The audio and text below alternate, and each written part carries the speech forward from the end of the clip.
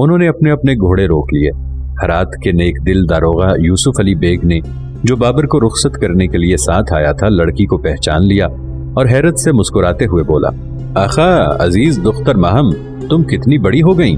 लड़की को जैसे होश आ गया, चेहरे पर कुछ और भी ज्यादा सुर्खी छा गई और वो तीर नजर से बाबर को जख्मी करके गायब हो गई, दोबारा नजर न आई। बाबर का चेहरा अंदरूनी हरारत से सुर्ख पड़ गया, आंखें चमक उठी और उसने यूसुफ अली बेग पर सवालों की बौछार कर दी। ये कौन है, बताइए न कौन है, किसकी बेटी है। मोहतरम मिर्जा, ये सुल्तान हुसैन के एक दूर के रिश्तेदार का मकान है। इस लड़की के वालिद को हुसैन बेकरा का कुर्ब हासिल था और ये नाचीज भी यहाँ आता जाता रहता था। क्या वो जिंदा हैं? जी हाँ, जिंदा तो हैं, लेकिन सल्तनत के कामों से अलग कर दिए गए हैं। आखिर क्यों, मुझे मालूम नहीं, लेकिन लड़की के वालिद को शाह बरादरान पसंद नहीं करते। मुझे ऐसा ही लगता है, जहां तक मुझे मालूम है वो हरात छोड़कर कहीं चले जाना चाहते हैं, शायद कंधार या फिर गजनी। घोड़े आगे बढ़ने लगे। बाबर माहम नाम की उस लड़की से दूर होता चला गया। अचानक उस लड़की से दूर हो जाने का एहसास हुआ और उसके सीने में तासुफ का तूफान उमड़ पड़ा। उसने सोचा कि हरात में 20 दिन गुजारे, लेकिन माहम का दीदार सिर्फ आज ही, शहर छोड़ते वक्त ही आखिर क्यों हुआ। बाबर ने फूल पर, जो अब भी उसके हाथ में था, नजर डाली। हाथ ने उसके फूल को गैर शऊरी तौर पर उसके होंठों और फिर रेशमी दस्तार तक पहुंचा दिया। पतली और मजबूत डंडी वाले फूल ने जैसे खुद ही अपने लिए मौजू जगह तलाश कर ली।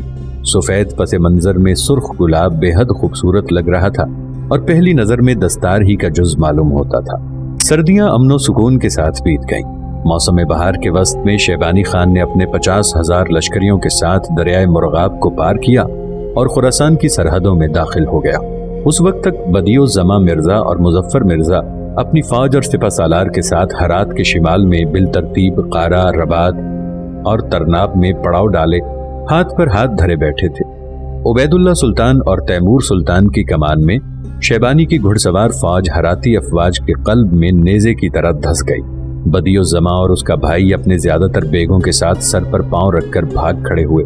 सिर्फ ज़ुन्नून बेग हज़्बुल्लाह ही इस यकीन की बिना पर कि शैबानी की तलवार को तोड़ने का काम किस्मत ने एक उसी को सौंपा है, अपने 1000 सिपाहियों के साथ उबैदुल्ला का मुकाबला करने के लिए सामने आया और ये तस्लीम करना होगा कि आखिरी दम तक बड़ी शुजाअत से लड़ता रहा। लेकिन उबैदुल्ला सुल्तान ने जल्द ही उसे मगलूब कर दिया। तसादुम के दौरान ज़ुन्नून बेग को जीन से नीचे गिरा दिया गया। उसका सर फतह की दीगर निशानियों के साथ शैबानी खान के पड़ाव पर ले जाया और खान के घोड़ों के सोमो तले फेंक दिया गया। बदियो जमा मैदान जंग से फरार के बाद घोड़े को सर पर दौड़ाता हुआ सबसे पहले हरात के करीब पहुंचा, लेकिन शहर के अंदर न गया। वो एक बाग में चंद घंटों तक रुका रहा ताकि उसके साथ आए हुए लोगों के घोड़े दम ले लें और वो उन पर ज्यादा से ज्यादा सोना, चांदी और दीगर कीमती अशिया जिन्हें उसने खजाने से मंगवा लिया था लाद सके। उसकी बेगमात और बच्चे शहर के अंदर शाही महल में उसके मुंतजिर थे, लेकिन वो दुश्मनों से इस बुरी तरह दहशत ज़दा हो चुका था कि उन्हें लेने के लिए भी शहर जाने की हिम्मत न कर सका। उसने कहलवा भेजा कि हरात के दरवाजे बंद कर लिए जाएं, मुहासरा कर लिया जाए, तब भी न खोले जाएं। नीज ये कि वो जल्द ही कुमक लेकर वापस आएगा और उन्हें बचा लेगा। फिर वो अपनी दौलत के साथ जुनूब में कंधार की समत भाग खड़ा हुआ। मुजफ्फर मिर्जा रात को हरात पहुंचा और उसने भी बिल्कुल वही सब किया जो उसके भाई ने किया था। फर्क बस इतना ही था कि वो शहर के बाहर एक दूसरे बाग, जहां आरा में नहीं बल्कि सफेद बाग में ठहरा। वहां उसने दम लिया और बदियो जमा ही की तरह कीमती अशिया घोड़ों पर लदवा ली। शाही महल तक न गया। उसने तकरीबन वैसे ही अल्फाज में हरात के बाहरी दरवाजे बंद कर लिए जाने, शहर के अंदर महल में मोर्चाबंदी करने और अपनी वापसी तक मुहासरे को झेलने का हुक्म दिया। फिर वो मगरिब में अस्तराबाद की तरफ फरार हो गया। शैबानी खान ने तवक्को से कहीं ज्यादा आसानी से जफरयाब होने के बाद हरात की तरफ कूच किया और शहर कोई 3.5 फरसख रह गया तो खुशगवार आबो हवा के लिए शोहरत रखने वाले सरसब्जो शादाब मैदान कोहदिस्तान में पड़ाव डाल दिया।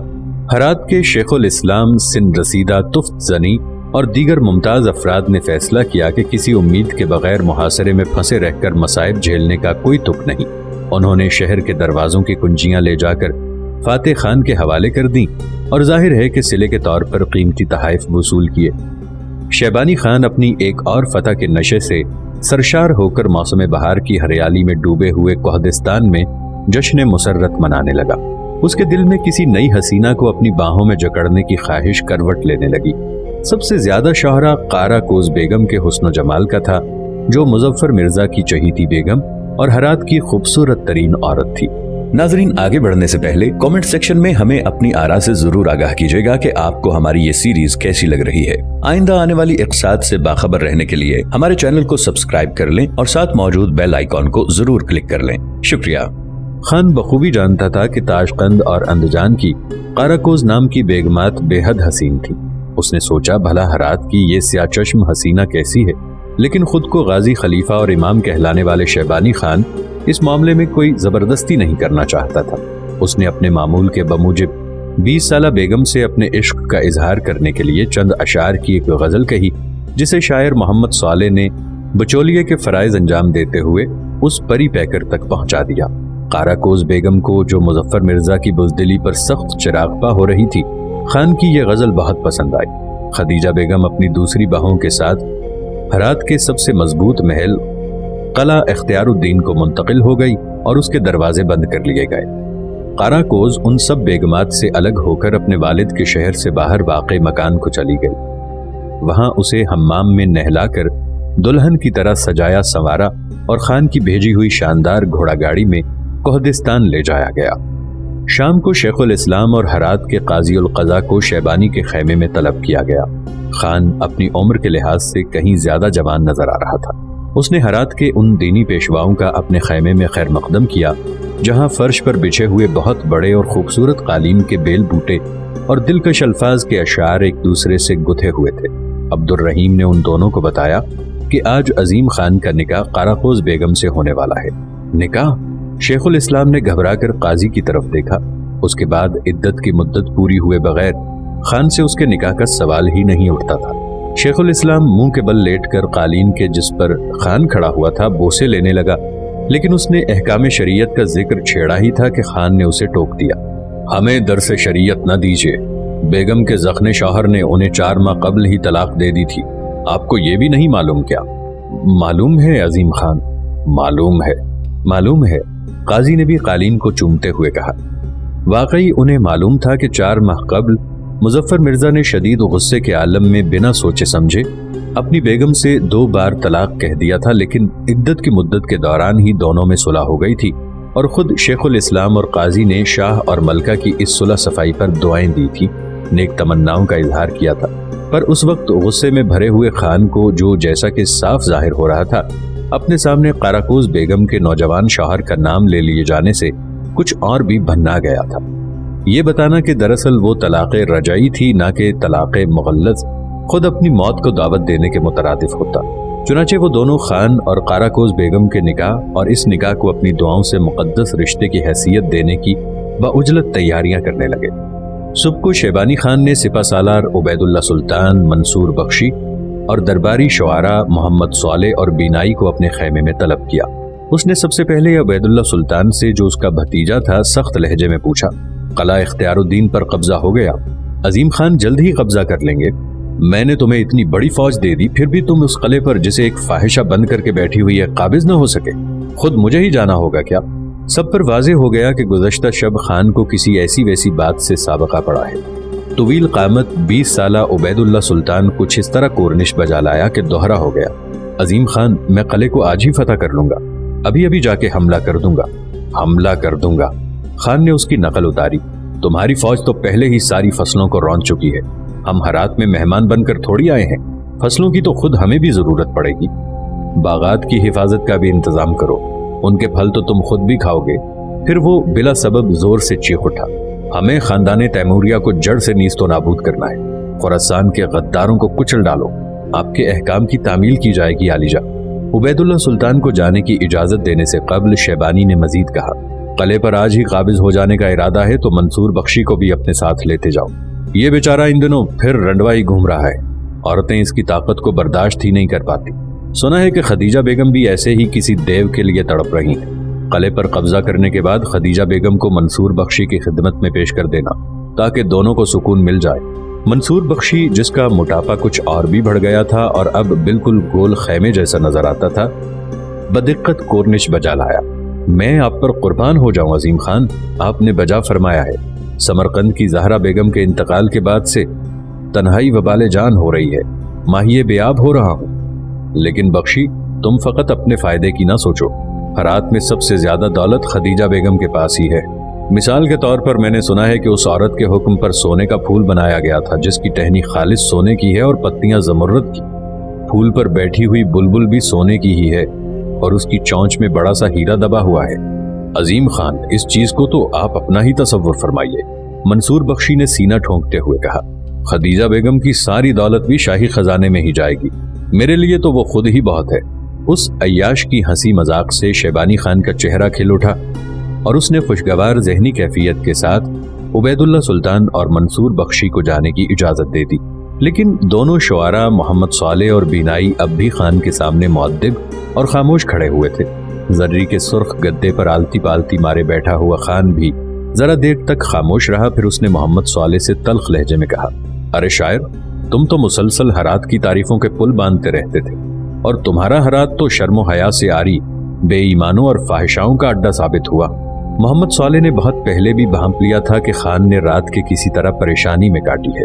अब उसने सोचा कि रात को शायद हुक्मरां की कुव्वत मर्दमी जवाब दे गई थी, इसलिए खिसियानी बिल्ली की तरह खंबा नोच रहे हैं। पर बादशाह के जख्मों पर नमक छिड़कने की जुर्रत किसे हो सकती है? उनसे तो खुदा ही बचाए। और शायर ने जवाब दिया, अजीम खलीफा, हरात को जिनाकारी का अड्डा तो तैमूर खान के मकरू हुक्मरानों ने बना दिया था।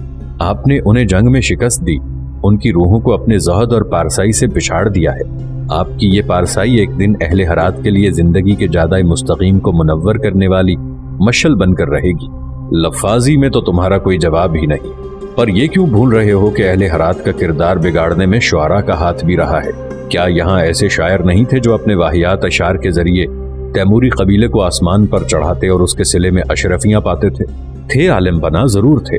ऐसे ही शुआरा ने तो बीनाई साहिब को यहाँ से निकलवाया था। शैबानी खान ने बीनाई की तरफ देखा, क्या ये सच है? जी हाँ आलीजा। और बीनाई ने जैसा कि खान को लगा जज्बात पर काबू पाने की कोशिश में सर झुका लिया। अगर ऐसा हुआ था, खान ने जरा ऊंची आवाज से कहा, तो बीनाई साहिब अपनी कमर में इंसाफ और जायज इंतकाम की तलवार बांध लीजिए।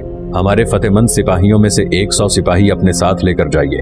उन शुआरा की इमलाक जब्त कर ली जाए जो सोने की बदौलत मगरूर और बदहवास हो जाने वाले तैमूर खानदान के हुक्मरानों की शान में कसीदे लिखा करते थे। उन लोगों का सारा सोना छीनकर शाही खजाने में जमा कर दिया जाए। शायद इसके बाद इन लोगों को होश आ जाए और तब उनका पारसाई के रास्ते पर लौट आना आसान हो जाए। बीनाई बौखला गया। हरात के कुछ शुआरा कभी उसकी तौहीन का बाइस बने थे और ये भी सच था कि वो उन शुआरा को पसंद नहीं करता था, लेकिन सिपाहियों को साथ ले जाकर उनके घरों की तलाशी लेने का वो तसव्वुर नहीं कर सकता था। वो इस तरह के काम से कोई सरोकार नहीं रख सकता था। ज़मीर कभी इजाजत ही ना देता। लेकिन खान के सामने अपनी नारजामंदी कैसे जाहिर करता? बीनाई अपने बूढ़ेपन के बावजूद कुव्वत इरादी से महरूम न था। अजीम खान का शुक्रगुजार हूं कि मुझ पर इतना ज्यादा एतबार कर रहे हैं। बस मुझे डर है कि मैं ये खिदमत ना अंजाम दे सकूंगा। मोहतरम हुक्मरां, मैंने जिंदगी में कभी भी तलवार हाथ में नहीं ली और अब तो मैं सिन रसीदा हो चुका हूँ। मेरे ख्याल में इस नेक हुक्म की तामील आपके इस हकीर गुलाम की बनिस्बत मोहम्मद सालेह साहिब, जो बहुत दलेर और जोशीले आदमी हैं, 100 गुना बेहतर तौर पर कर सकेंगे। मैं इनकी हत्तुल इम्कान मदद करने के लिए तैयार हूँ। लेकिन मोहम्मद सालेह भी इस घटिया काम में मुलव्वस होने की कोई खास ख्वाहिश नहीं रखता था और काइयां भी गजब का था। बीनाई साहिब, मैं बड़ी खुशी से आपकी इस अहम और जायज जिम्मेदारी का भार अपने शानों पर उठा लेता, पर मुश्किल यह है कि हराती शुआरा के मुतालिक मेरी मालूमात इतनी गहरी नहीं जितनी कि आपकी हैं। शैबानी खान ने उन दोनों की इस शायराना बहस का सिलसिला अपनी चीख से बंद कर दिया और उसकी आंखों से चिंगारियां से निकलने लगी। अरे बीनाई साहिब, जरा सोचिए तो कल आपका ये तर्ज अमल कैसा है? 6 बरसों से आपकी किफालत आखिर कौन कर रहा है? हमने आपको घोड़ा अता किया जिस पर सवारी करते हैं, हमने खिलत अता किया जिसे आप पहनते हैं, आपको मकान दिया, पैसे दिए, कभी किसी चीज से इनकार किया? और जब एक काम करने का वक्त आया तो आप इनकार कर रहे हैं। खान आग बबूला हो गया। बीनाई ने सोचा कि उसके मुंह से मुखालफत का एक लफ्ज भी निकल गया तो शैबानी फौरन ही जल्लाद को तलब करके हुक्म देगा कि सर कलम कर दो। ऐसे में इस नेक काम को सर झुकाकर कबूल कर लेने के सिवा और कोई सूरत ही न थी। जल्द ही अहले हरात एक दूसरे को बताने लगे कि मशहूर शायर बीनाई मुसल्लह सिपाहियों के साथ दूसरे शायरों के घरों में जा जाकर तलाशी ले रहा है।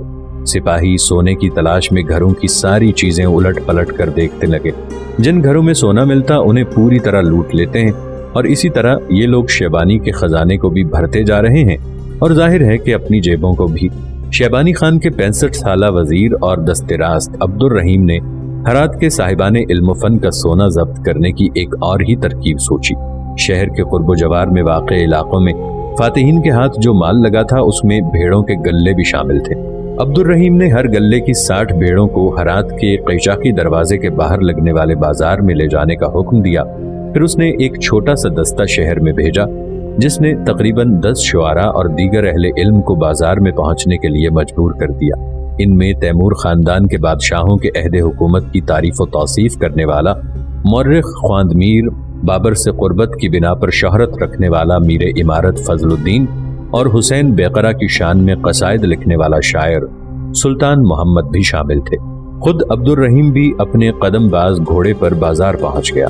उसके एक मुलाजिम ने खानदमीर और दीगर अहले इल्म से कहा, वजीर आजम निजामुद्दीन अब्दुल रहीम अपनी ये भेड़ें सिर्फ आप लोगों के ही हाथ फरोख्त करना चाहते हैं। खानदमीर ने अपने रफाका से नजरें मिलाई। काश ये मामला इतने पर ही खत्म हो जाए। और वजीर को कोर्निश बजा लाते हुए सबकी तरफ से कहा, हम लोग खरीद लेंगे, बखुशी खरीद लेंगे, कीमत बताइए। मुलाजिम ने बड़ी शान से कहा, इन भेड़ों पर कई बार वजीर आजम की पाक निगाहें पड़ चुकी हैं, इसलिए ये मुकद्दस भेड़ें हैं। आप लोग तैमूर खानदान के हुक्मरानों की खिदमत अंजाम देते रहने की बिना पर नापाक हो चुके हैं, नापाक और लग़्व जिंदगी गुजार रहे हैं। हम उम्मीद करते हैं कि इन भेड़ों का गोश्त खाकर आप पाक हो जाएंगे, इसीलिए हर भेड़ की कीमत है 600 दीनार। 600 दीनार में कितनी ही भेड़ें खरीदी जा सकती थीं, लेकिन वजीर आजम की मुतय्यन करदा कीमत पर खरीदारी न करने का मतलब उसे नाराज करना और सख्त सजाएं पाना होता। फजलुद्दीन ने, जो अपनी माली ज़बूहाली से परेशान था, जालिमों को समझाने की कोशिश की। हुजूरे वाला, अभी हाल में तो हमने आम महसूल और फातिहीन की ज़रूरियात पूरे किए जाने का खास महसूल अदा किया है। शायर मोहम्मद सुल्तान ने मुस्कुराते हुए तंज किया, अरे फजलुद्दीन साहब, आपको बता तो दिया गया है कि ये नायाब भेड़ें हैं, इन पर वजीर आजम की पाक निगाहें पड़ चुकी हैं और जो कुछ मुकद्दस होता है वो सोने के मोल ही बिकता है। अब्दुल रहीम ने इस तंज को महसूस कर लिया और तैश में आकर सिपाहियों को हुक्म दिया, इनमें से हर एक के हाथ 10-10 भेड़ें फरोख्त कर दो। गुस्ताख कहीं के, नुक्ताचीनी करते हैं, दौलत के नशे में किसी को खातिर में नहीं लाते। इन्हें आसमान से जमीन पर उतारना चाहिए, अपनी भेड़ें खुद ही हाँक कर ले जाएं। खबरदार जो किसी ने इनकी जरा भी मदद की, तुम लोग इनके पीछे पीछे जाकर तयशुदा कीमत ले आओ। देने से इनकार करें तो इनकी तमाम इमलाक जब्त कर ली जाए और इन्हें जिंदान में बंद कर दिया जाए। उबैदुल्ला सुल्तान के 1500 सिपाही 10 दिनों से किला इख्तियारुद्दीन पर जो चारों तरफ से हमले कर रहे थे, लेकिन काबिज होने में कामयाब नहीं हो सके थे। उसकी दीवारों की बुलंदियों तक भी तीर नहीं पहुंच पाते थे, सीढ़ियों का तो जिक्र ही क्या। किले की आखिरी फाटक पर तोपों से गोलाबारी भी की गई, लेकिन बेसूद रही। आखिरकार सुरंगें खोदी जाने लगी। इस असना में हरात में अमन पूरी तरह बहाल हो चुका था। जो कुछ लूटा जा सकता था बड़ी सुर्रत और होशियारी से लूट लिया गया था। शेबानी खान, जो कोहदिस्तान से आकर बाग़े जहां आराम में मकीम हो गया था, शहर के मशहूर शायरों, मुसव्विरों और दीगर अहले इल्म को अपनी खिदमत में तलब करने लगा। हुकूमत के इल्मी और फन्नी उमूर का निगरां मोहम्मद सालेह behzad को भी कई बार बुलवा के खान की खिदमत में पेश कर चुका था। वजीर अख्तज अब्दुल रहीम को तो मुसव्विरी एक आंख नहीं भाती थी, लेकिन शेबानी बखूबी जानता था कि हुसैन बेकरा को उसकी behzad की बनाई हुई तस्वीर की बदौलत कितनी शोहरत हासिल हुई थी। अब वो चाहता था कि मुसव्विर की सलाहियत और महारत से खुद उसकी शोहरत भी दुबाला हो जाए। मुसव्विर की दरखास्त पर खान जर्री के गहरे सुर्ख गद्दे पर स्याह मखमल के गलाफ वाले गाव तकिए से टेक लगाकर बैठा। मुसव्विर ही की तजवीज पर खान की कमर में पतली तिलाई पेटी बांध दी गई और उसके सामने सुनहरी जिल्द वाली एक किताब, कलम और दवात रख दिए गए। खान का मुहीब चाबुक पहलू में रखा हुआ था।